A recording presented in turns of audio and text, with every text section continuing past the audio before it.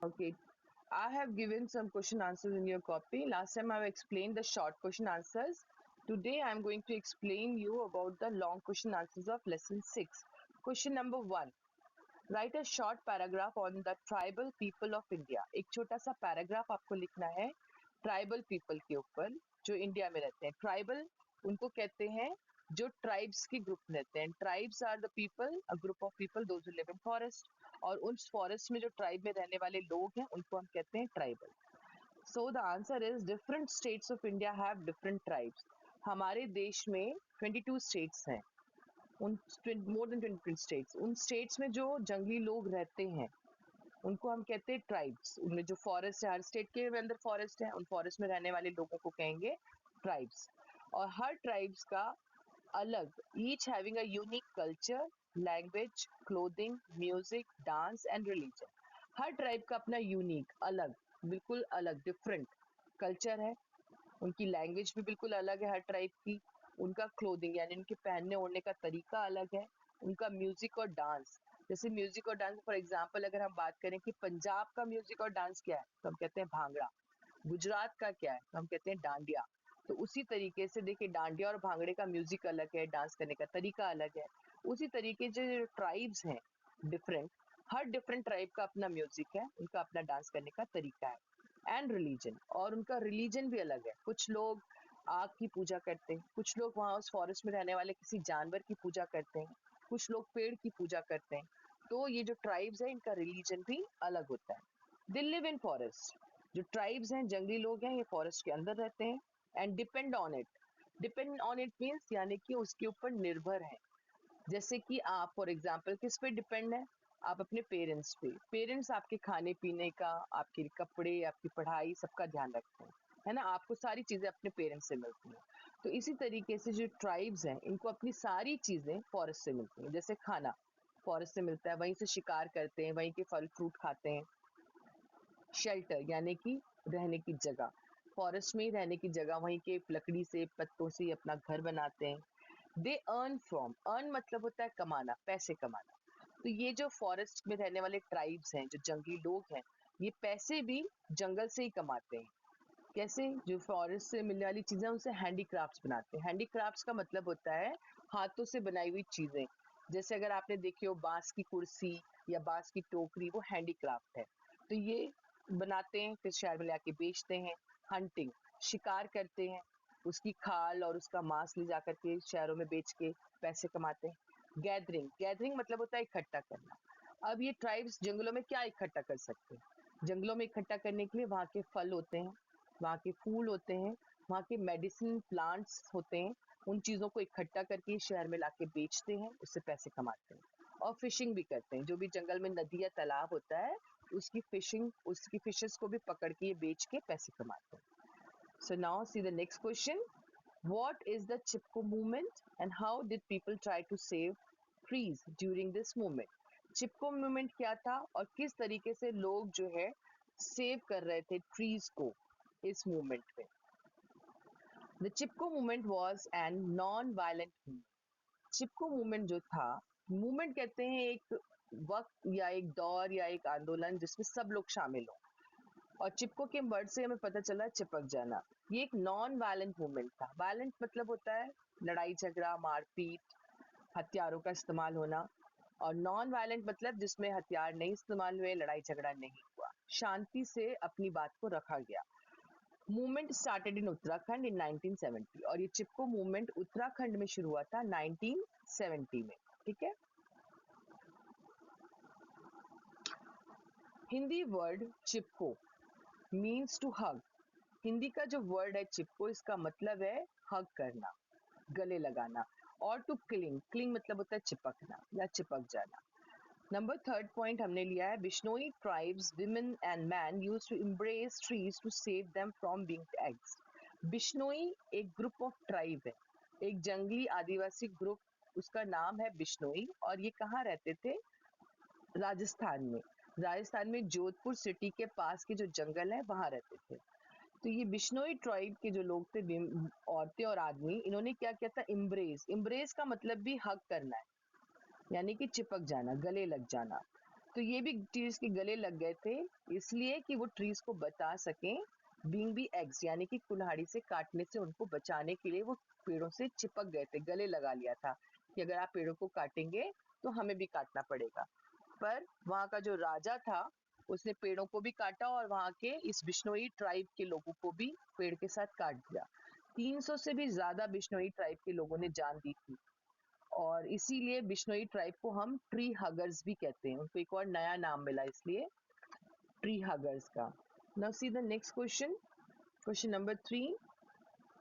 Name the states in India that do not have any tribal population. हमें उन states के नाम बताने हैं जिसमें ट्राइबल पॉपुलेशन नहीं है, यानी कि वो स्टेट जिनके जंगलों में अब जंगल के लोग या आदिवासी लोग नहीं रहते।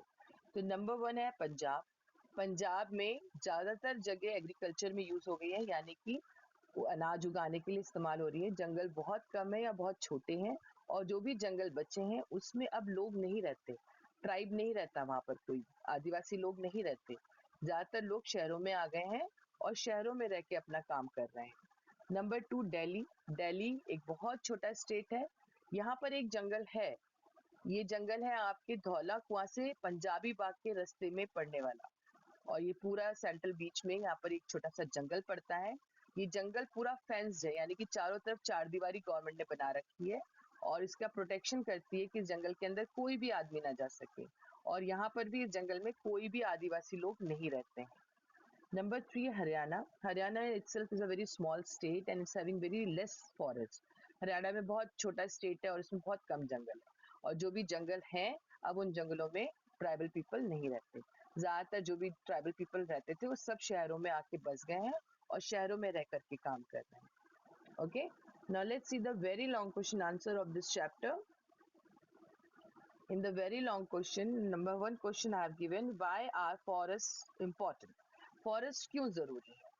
Answer is forests are important because forest important है क्योंकि number 1 point, forest release large amount of oxygen.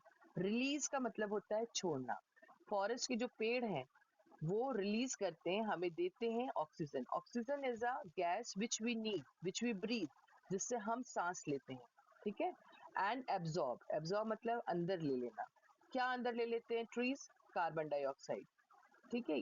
Carbon dioxide is a very harmful gas for our environment. तो ये जो फॉरेस्ट में ट्रीज हैं वो हमारी हार्मफुल गैस को इनहेल कर लेते हैं, अंदर ले लेते हैं, और एक्सहेल करते हैं, यानी कि बाहर छोड़ते हैं ऑक्सीजन, जो हमारी लाइफ के लिए बहुत जरूरी है। Number 2 point, they are natural habitats of birds, animals, insects and tribal people. They are natural habitats. Natural means कुदरती, habitats means रहने की जगह। कुदरती रहने की जगह है फॉरेस्ट किसकी?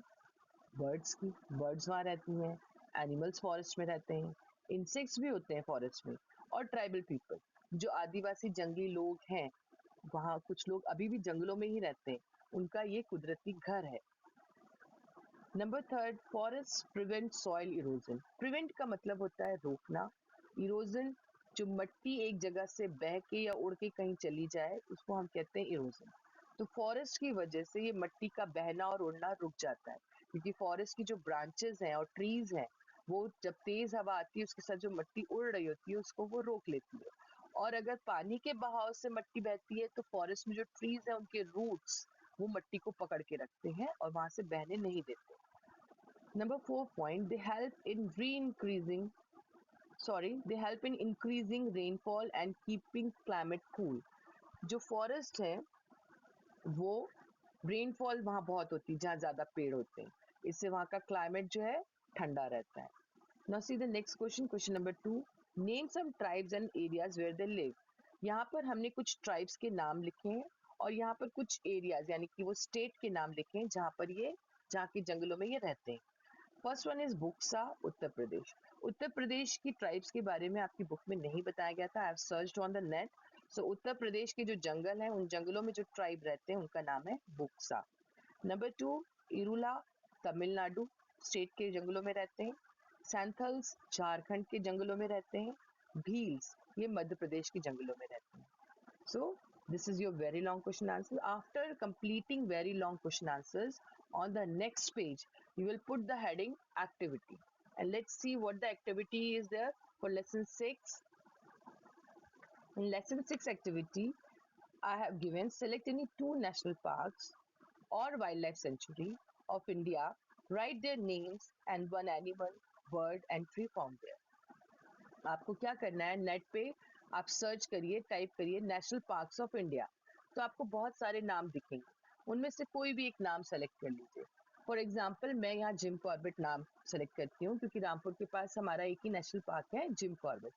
तो सबसे पहले लिखेंगे नंबर 1 जिम कॉर्बेट।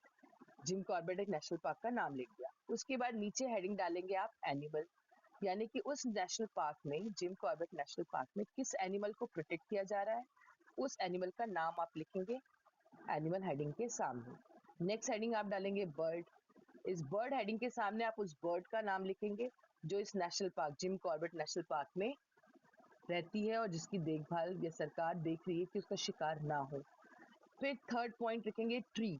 इस जिम कॉर्बेट नेशनल पार्क में कौन से ट्रीज पाए जाते हैं, उसका नाम लिखेंगे। ठीक है, ऐसे ही आप नेक्स्ट टाइप करेंगे सेंचुरीज ऑफ इंडिया गूगल पे, तो जितनी भी सेंचुरीज हैं इंडिया में उनके नाम आ जाएंगे। उनमें से कोई भी एक सेंचुरी आप सेलेक्ट कर लीजिए, उसको नंबर 2 पॉइंट करके सेंचुरी का नाम लिखिए। उसके नीचे भी फिर आप वही करेंगे, एनिमल हेडिंग देंगे और उस एनिमल का नाम लिखेंगे जो सेंचुरी में प्रोटेक्ट की जा रही है, जिसकी देखभाल की जा रही है। नेक्स्ट हेडिंग उसकी डालेंगे बर्ड की, फिर देखेंगे, सर्च करेंगे नेट पे ये सेंचुरी में किस बर्ड का घर है, कौन सी बर्ड है जिसको प्रोटेक्शन दी जा रही है। फिर आप लिखेंगे ट्री, फिर आप देखेंगे ये सेंचुरी में कौन से ट्री सबसे ज्यादा पाए जाते हैं। तो ये आपको अपनी एक्टिविटी में करना है ना। Tomorrow meeting I will ask you about, ask and we will discuss about the topics learn the ropes, put your head together, cross connect. We will discuss about these topics tomorrow in tomorrow's Zoom meeting.